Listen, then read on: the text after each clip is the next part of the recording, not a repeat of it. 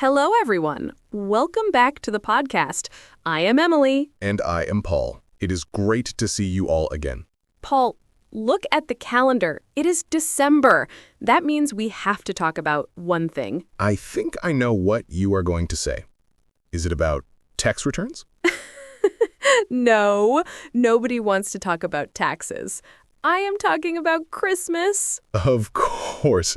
It is the most famous holiday in the English-speaking world. It is a time for family, food, and celebration. Exactly. But Paul, sometimes I get confused. There are so many specific words for Christmas things. I know tree and Santa, but I want to sound natural when I talk to my English friends. That is a great goal. Today, we are going to walk through Christmas Day step by step.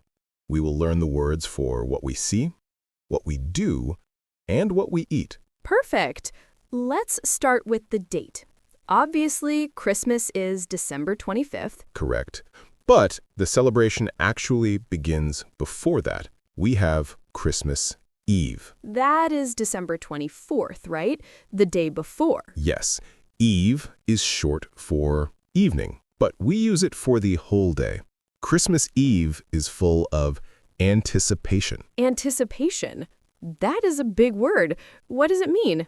It means the feeling of waiting for something good to happen. You are excited because you know something special is coming. Children are full of anticipation on Christmas Eve. They cannot sleep. I am an adult and I still can't sleep sometimes.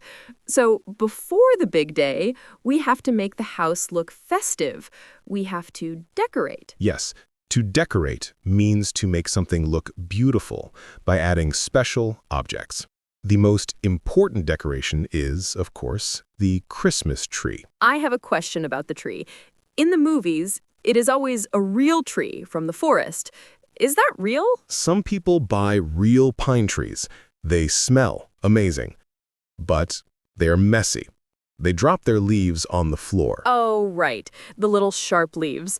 We call those pine needles because they are sharp like a needle. But many people, including me, use an artificial tree. Artificial, that means fake, right? Made of plastic? Exactly. It is easier to clean.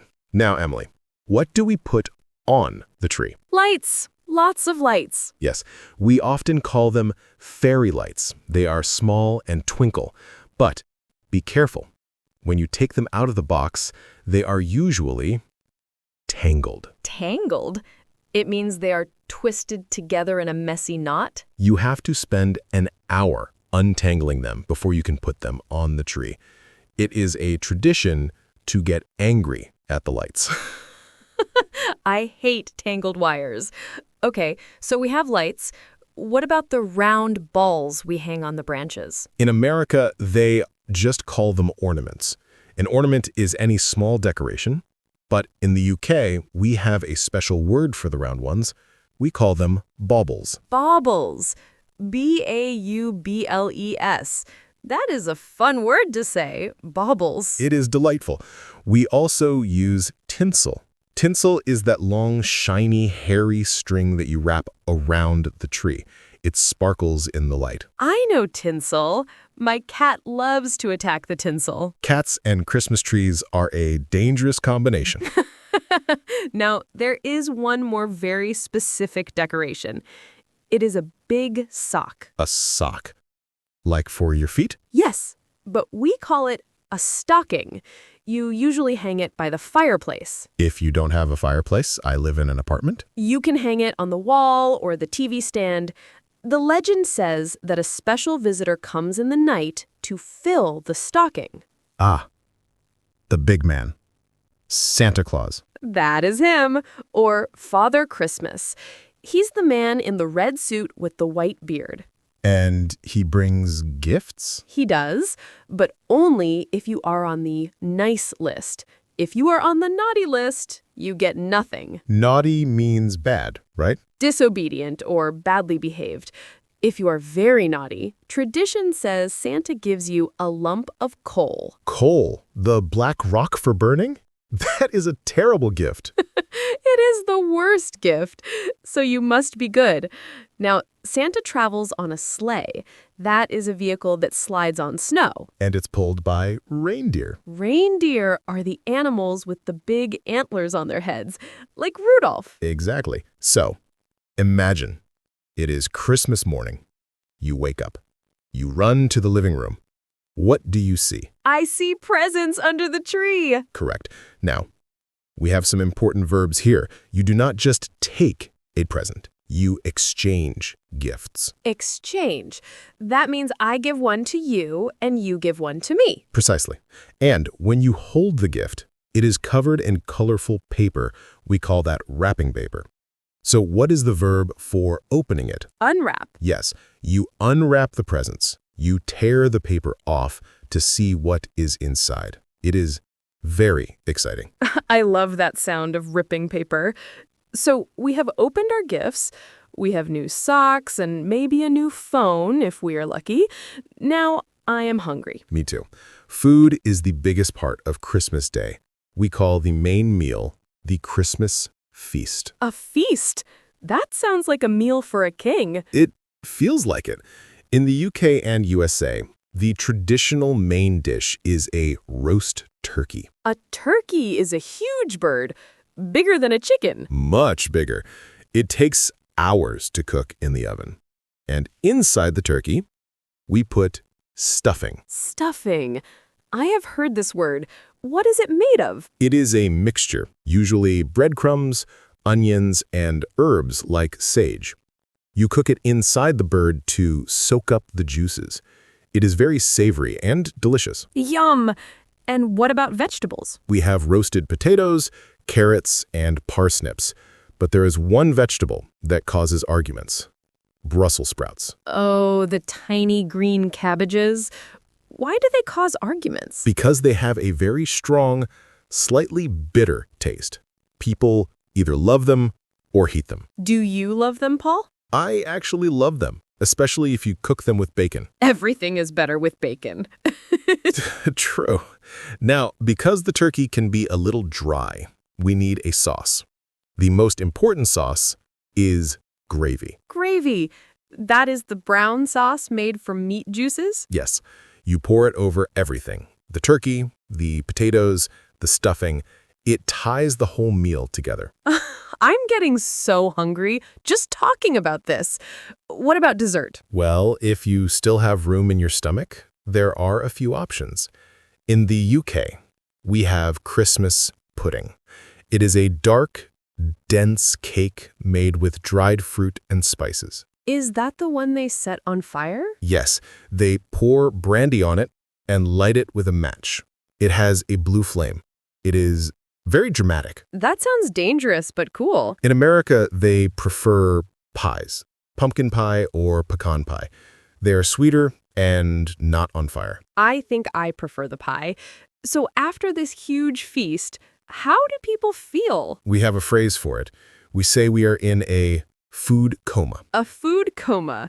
That means you are so full you can't move? Exactly. You just want to lie on the sofa and sleep. It is a very traditional feeling on Christmas afternoon. So we have the morning gifts, the big lunch, and the food coma. Is the day over? Not yet. There is usually a relaxing evening. Families might play board games or watch a movie. I like that. It sounds very cozy. Cozy is the perfect word. Warm, comfortable, and safe.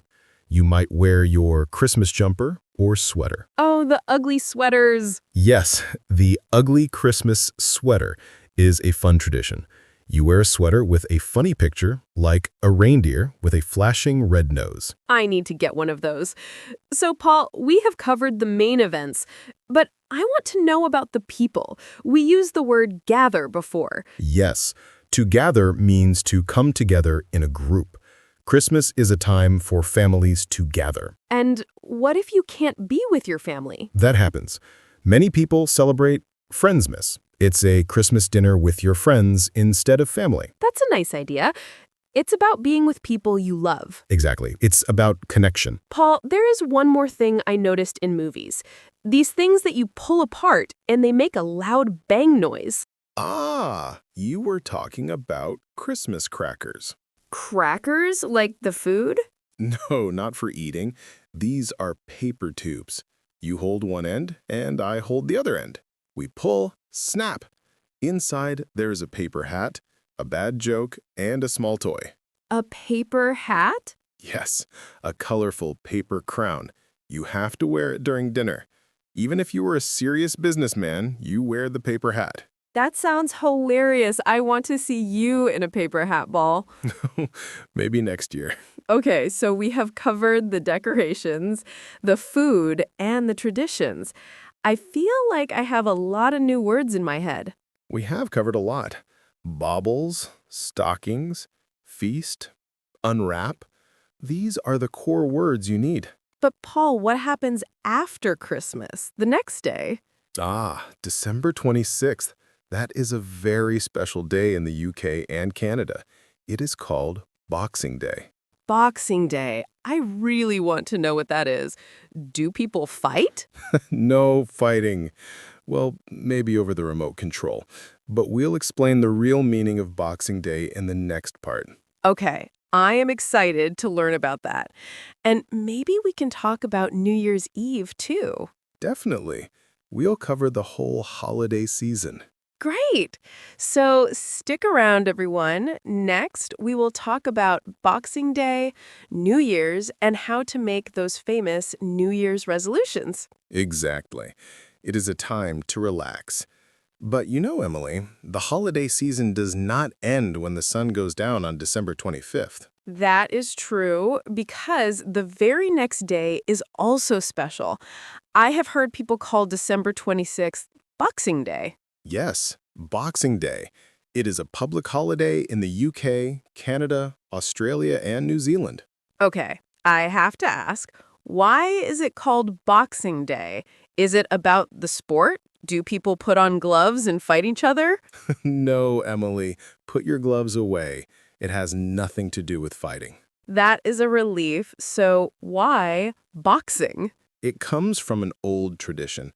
Hundreds of years ago, rich people would give boxes filled with gifts and money to their servants and tradespeople on the day after Christmas. It was a thank you for their hard work throughout the year. Oh, that is actually very sweet. So it is about charity and kindness. Historically, yes. But today, Boxing Day is mostly about two things: relaxing and shopping. Shopping? Yes, it's a huge day for sales. The shops lower their prices and people rush to the malls to buy cheap clothes and electronics. It can be a bit chaotic. I think I prefer the relaxing part. After eating all that turkey on Christmas Day, I do not want to run around a shopping mall. Speaking of food, do we cook another big meal on Boxing Day?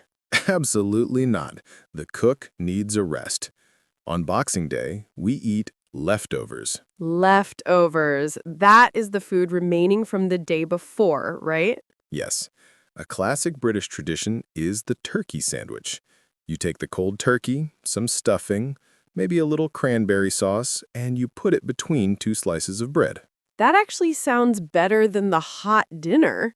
It is delicious. It's very informal. You just eat sandwiches, watch movies, or maybe watch sports on TV.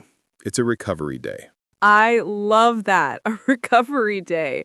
So after Boxing Day, everyone goes back to work for a few days, and then we have the next big event, December 31st. Yes, New Year's Eve. New Year's Eve, that is the last night of the year. How do people usually celebrate that in English-speaking countries? It's usually a party night. Christmas is for family, but New Year's Eve is often for friends. People go to parties, they dance, and they drink champagne. And everyone waits for the clock, right? Yes, the most important moment is the countdown. The countdown, that is when you count backwards. Exactly. At 10 seconds before midnight, everyone in the room shouts together, 10, 9, 8, all the way down to 1. And then the clock strikes 12, midnight. And everyone shouts, Happy New Year! People blow noisemakers, they hug and kiss their friends, And usually there are fireworks. I love fireworks. The big, colorful explosions in the sky, it feels so magical. It is a very hopeful moment. We feel like we have a fresh start, and that leads to a very important tradition for January 1st. We make resolutions. Resolutions. I have heard this word. A resolution is like a promise, right? Yes, a New Year's resolution is a promise you make to yourself to improve your life in the coming year. What are some common resolutions? Oh, they are usually about health or learning. For example, I will join a gym. I will lose weight. Or I will learn a new skill. Like learning English. Exactly. I will improve my English is a fantastic resolution. But, Emily, there is a joke about resolutions. What is the joke? The joke is that everyone breaks them by January 15th. That is so true. I joined a gym last year and I went 2 times. Well, the intention was good. The trick is to stick to your resolution. Stick to. That means to continue doing it even when it's hard. Precisely. So, Emily, looking back at everything we talked about, the tree, the stockings, the turkey, and the resolutions, do you feel more prepared to talk about the holidays? I really do.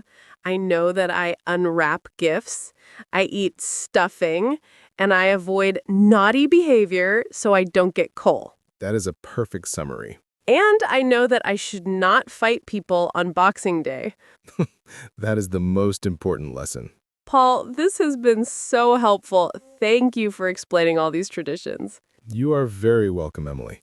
It's a wonderful time of year, and sharing it makes it even better. To all our listeners, thank you for joining us. We hope you have a fantastic holiday season, no matter how you celebrate. Yes, Merry Christmas and a Happy New Year to everyone. Keep practicing your English. See you in the next episode. Bye! Goodbye.